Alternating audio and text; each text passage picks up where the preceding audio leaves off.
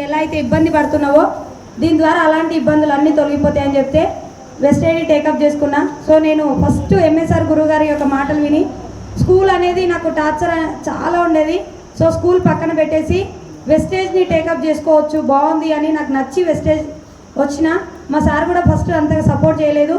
ఇలాంటివన్నీ వస్తాయి పోతాయి, ఇవన్నీ నీకు ఎందుకు, ఇవి మనకు సూట్ అవ్వవు, జెంట్స్ మార్కెటింగ్ ఫీల్డ్ జెంట్స్ తిరగాల్సి వస్తుంది, ఇవన్నీ ఎందుకు అన్నారు. కానీ ధనలక్ష్మి మేడం ఎప్పుడు ఒకటే చెప్పేది, మీ సార్ మీటింగ్ వినలేదు కదరా, మీటింగ్ వినని వాళ్ళు అందరూ అలానే చెప్తారు, అర్థం కావాలంటే మీ సార్ని కూడా మీటింగ్ ఒకసారి పట్టుకురా అని చెప్పారు. సో మా సార్ని కూడా లోకల్లో ఒక మీటింగ్ తీసుకెళ్ళినా, సరే పర్లేదు నీ ఇష్టం అని చెప్పారు.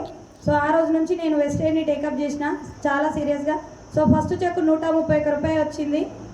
నేను వెస్టేజ్లోకి వచ్చినప్పుడు ఒక 12 లక్షలు అప్పు ఉన్నది. కరోనా టైంలో ఇల్లు కట్టుకున్నాం, అది 12 లక్షలు అయింది. 8 లక్షలు కాస్త 12 లక్షలు అయింది. సో ఆ 12 లక్షల అప్పు టార్గెట్గా పెట్టుకున్నా. ఎలా అయినా సరే వెస్టేజ్లో కొన్ని సంవత్సరాలు నిలబడితే నా అప్పు తీసుకోవచ్చు అనే టార్గెట్తో నేను వెస్టేజ్ని గట్టిగా పట్టుకోవడం జరిగింది. సో ఇప్పటికైతే క్లియర్గా ఒక 9 లక్షల అప్పు కట్టుకున్నా. ఈరోజే గురువుగారికి చెప్తున్నా, నిన్న రీసెంట్లీ నేను ఊరు నుండి రావడం జరిగింది.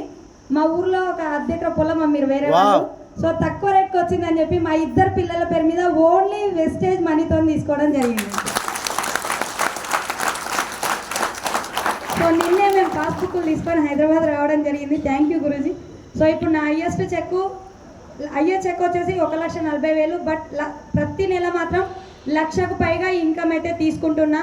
సో ఇంకా నేను మంచి ఇన్కమ్ తీసుకోవాలి. అలాగే నా అప్లైనర్స్ ఎవరైతే ఉన్నారో మెంటర్స్ గురువుగారు అందరూ కూడా ఇంకా మంచి సపోర్ట్ చేసి, అలాగే నా లైఫ్ లైన్స్ అందరికీ కూడా సపోర్ట్గా నిలబడి వాళ్ళు కూడా మంచి స్టేజ్లో నిలబడాలని కోరుకుంటూ 9 లక్షలు అప్పు కట్టుకున్నా, 10 లక్షల కారు కొనుక్కున్నా, మా ఇద్దరు పిల్లలకి పావు ఎకరా పొలం కొనుక్కున్నా. సో ఇంకా మంచిగా లైఫ్లో సెట్ అవ్వాలని కోరుకుంటూ థ్యాంక్ యూ సో మచ్ అని చెప్తున్నాను.